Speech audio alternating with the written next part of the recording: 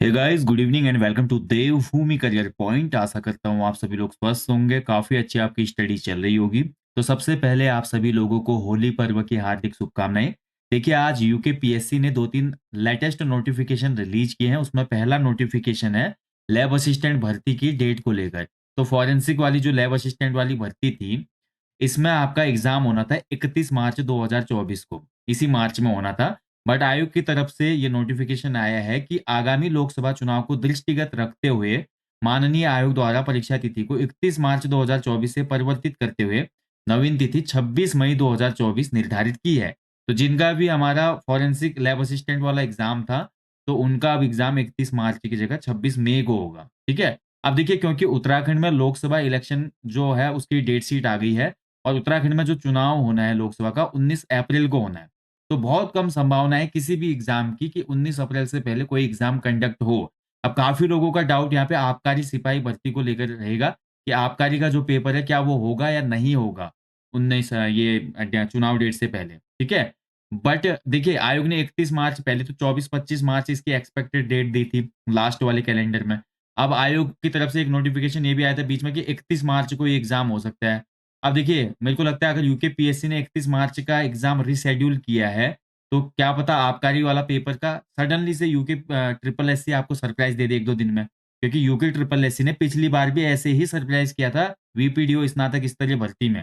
पहले कोई नोटिफिकेशन नहीं था, बट सडनली एग्जाम से 7-8 दिन पहले नोटिफिकेशन निकाला कि 31 दिसंबर को एग्जाम होगा। ऐसे 31 मार्च के एग्जाम का भी कल परसों में अगर शेड्यूल आ गया तो ठीक है, नहीं तो फिर मुझे लगता है कि आबकारी सिपाही उपनिरीक्षक वाला एग्जाम भी आपका, या उत्तराखंड के कोई भी बड़े एग्जाम, लोकसभा इलेक्शन जो हो जाएगा उत्तराखंड की जो डेट है 19 अप्रैल की, उसके बाद ही होगा। क्योंकि थोड़ा डिफिकल्ट होता है, इस दौरान बहुत सी चुनौतियां होती हैं। जो भी हमारा प्रशासन होता है, पुलिस प्रशासन होता है, और साथ ही चुनाव ड्यूटी से संबंधित जो अधिकारी होते हैं दाएं बाएं हो जाते हैं। और इसके अलावा स्कूल वगैरह में पोलिंग बूथ भी होते हैं, बहुत चीजें होती हैं, आप लोग जानते हैं। तो ये चीजें बाकी अगर होगा तो आबकारी का एग्जाम ठीक है, यूके ट्रिपल एससी वाला। नहीं भी होगा तो आप लोग मेहनत करते रहो भैया। इसके बाद देखिए, दूसरा जो नोटिफिकेशन आया आपका, कल आपका रिजल्ट आया था एग्जीक्यूटिव ऑफिसर और रेवेन्यू टैक्स इंस्पेक्टर का। ठीक है, राजस्व कर निरीक्षक का। तो भैया, इनका डॉक्यूमेंट वेरिफिकेशन आपका 1 और 2 अप्रैल को होना है। तो 1 और 2 अप्रैल को किन किन रोल नंबर का होगा, ये आपका इसमें आयोग ने स्पष्ट कर दिया है। तो सबसे पहले 1 अप्रैल को आप देख सकते हैं प्रातः 9 बजे से 9:30 बजे से 60 अभ्यर्थियों का अभिलेख सत्यापन होगा। ये रोल नंबर दिए गए हैं। ठीक है, प्रातः मतलब मॉर्निंग शिफ्ट में। इसके बाद 1 अप्रैल की ही दिन वाली शिफ्ट में भाई 60 अभ्यर्थियों का फिर से वेरिफिकेशन होगा, जिनके रोल नंबर ये हैं। अपना रोल नंबर देख लेना कौन सी शिफ्ट में आपका पड़ा हुआ है डीवी का। इसके बाद 2 अप्रैल की शिफ्ट में ये रोल नंबर है, और 2 अप्रैल की जो आपकी इवनिंग शिफ्ट है उसमें आपका ये वाले 57 अभ्यर्थियों का नोटिफिकेशन डीवी डॉक्यूमेंट वेरिफिकेशन होगा। ठीक है, तो अपना रोल नंबर देख लेना किस डेट में आपका रोल नंबर दिया है, उसी डेट में आपको जाके अपना डीवी करवाना है।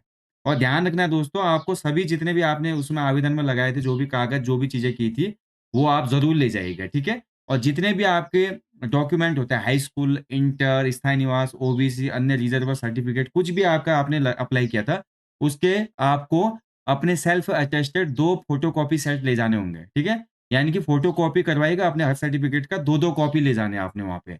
उसके अलावा देखिए, आपको ऑनलाइन आवेदन पत्र मिल जाता है, ये विस्तृत आवेदन पत्र, प्रमाणीकरण पत्र, और देशना पत्र, इंडेंस कार्ड और चेकलिस्ट, ये सभी आपका दिया हुआ है आयोग ने। आज वेबसाइट पे अपने आप वेबसाइट पे विजिट करके डाउनलोड कर सकते हैं। इसके अलावा पासपोर्ट साइज के 2 नवीनतम स्वप्रमाणित फोटोग्राफ ले जाने होने हैं आपने। ठीक है, बाकी चेकलिस्ट क्या है मैं आपको बता देता हूँ, चेकलिस्ट भी क्लियर कर देते हैं इसमें क्या क्या चाहिए। तो चेकलिस्ट ये होती है, देखिए, कोई भी ग्रुप सी एग्जाम निकालेंगे आप, कोई भी उत्तराखंड लोक सेवा का एग्जाम निकालेंगे, तो चेकलिस्ट में आपका यहाँ पे आपका अनुक्रमांक जाएगा, जो भी आपका अनुक्रमांक है 1 2 3 4 5 6। ठीक है। इसके बाद ये ऑनलाइन आवेदन की प्रति आपने लगाने, जो इसका नोटिफिकेशन आया था उसकी, माफ कीजिए, जो आपने अप्लाई किया था इस नोटिफिकेशन को, वो आपने लगाना है। जो विज्ञप्ति आती है, मैं आपने अप्लाई किया था फॉर्म को, उसकी कॉपी है तो ठीक है, नहीं है तो कोई बात नहीं। इसके बाद देखिए, आपका विस्तृत आवेदन पत्र आपको वहीं पे मिलेगा वेबसाइट पे। प्रपत्र संख्या तो डाउनलोड कर लेना आयोग की वेबसाइट से। इसके बाद जो हमारा प्रमाणीकरण प्रपत्र होता है, ये भी 3 में होगा, आपको वहीं पे मिल जाएगा। देशना पत्रक भी वहीं पे मिल जाएगा, डाउनलोड कीजिएगा इनको। इसके बाद ये हाई स्कूल की प्रमाण पत्र, यानी कि हाई स्कूल का सर्टिफिकेट, हाई स्कूल का अंक पत्र, मार्कशीट, इंटर की सर्टिफिकेट, इंटर का मार्कशीट, और स्नातक उपाधि की प्रति आपने लगानी है इसमें फोटोकॉपी। ये सब प्रति मतलब फोटोकॉपी लगानी है। कितने फोटोकॉपी? 2-2 फोटोकॉपी का सेट होना चाहिए। क्या बोला अभी? 2-2 कॉपी का। और स्नातक का अंतिम वर्ष और अंतिम सेमेस्टर की मार्कशीट की कॉपी भी होनी चाहिए इसमें। उसके अलावा देखिए आपके पास 2 साल का अगर टेरिटोरियल आर्मी का एक्सपीरियंस है या एनसीसी आपका बी प्रमाण पत्र हो या एनसीसी सी प्रमाण पत्र हो, इससे आपको अधिमानी अर्हता मिलेगी। अधिमानी अर्हता का मतलब ये है भैया कि देखिए अगर 2 कैंडिडेट के अगर सेम स्कोर है, मान लीजिए 2 कैंडिडेट हैं उनका अगर स्कोर सेम है, तो उसमें जिसके पास ये अधिमानी अर्हता होगी उसको पहले मौका मिलेगा, ठीक है? ऐज का कोई मतलब नहीं है इसमें। हाँ, यहाँ पर अगर किसी के पास अधिमानी अर्हता नहीं होती और 2 कैंडिडेटों के सेम नंबर होते हैं, तो फिर बड़ी एज वाले को पहले यहाँ पे प्रेफ़रेंस मिलता है। इसके अलावा देखिए, सक्षम अधिकारी द्वारा जो आपका ईडब्ल्यूएस है, एससी, एसटी, ओबीसी है, जो आपने लगाया था, ऐसे आपने अगर कोई अन्य प्रमाण पत्र लगाया था, डीएफएफ वगैरह लगाया था और अनाथ वाला लगाया था, स्थायी निवास प्रमाण पत्र है, पूर्व सैनिक का प्रमाण पत्र है और उनका डिस्चार्ज बुक जो वगैरह होती है, वहाँ से आपको लगाना है, ठीक है? और वेतन पर्ची भी लगानी पड़ती है एक्स आर्मी वालों को। इसके अलावा देखिए जिन लोगों ने पहले से ही विभाग में रहते हुए ये एग्ज़ाम निकाला है तो उनको एनओसी देनी पड़ेगी, एनओसी की कॉपी ठीक है? तो नॉन ऑब्जेक्शन जो सर्टिफ़िकेट होता है वो देना पड़ेगा। और वैवाहिक होने पे और के अगर देखिए, अगर आपके अभ्यर्थी के नाम, पिता, पति, वैवाहिक होने की स्थिति में नाम में विभिन्न प्रमाण पत्रों में अगर कुछ दिक्कत है तो ये आपने देना पड़ेगा। पासपोर्ट साइज़ के 2 फ़ोटोग्राफ आपको देने हैं।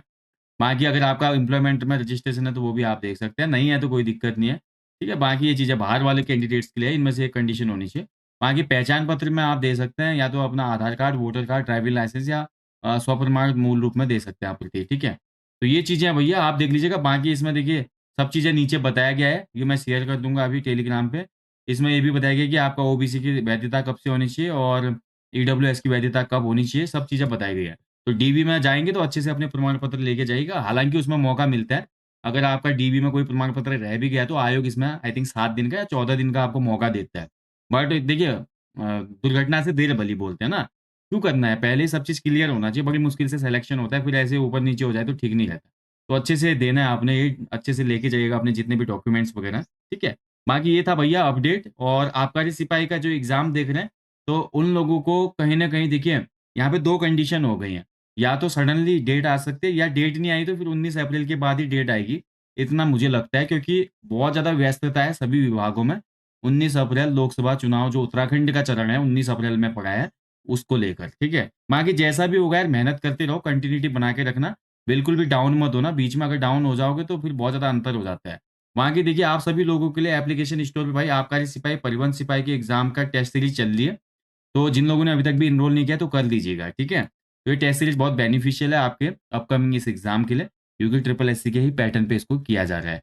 बाकी एसआई के लिए भी मैंने 15 फुल लेंथ हिंदी के प्रैक्टिस सेट आपके लिए अपलोड कर दिए हैं, जिनका एसआई का एग्ज़ाम है या हिंदी वाला किसी का भी एग्ज़ाम है, वो लोग उस प्रैक्टिस सेट को एनरोल कर सकते हैं।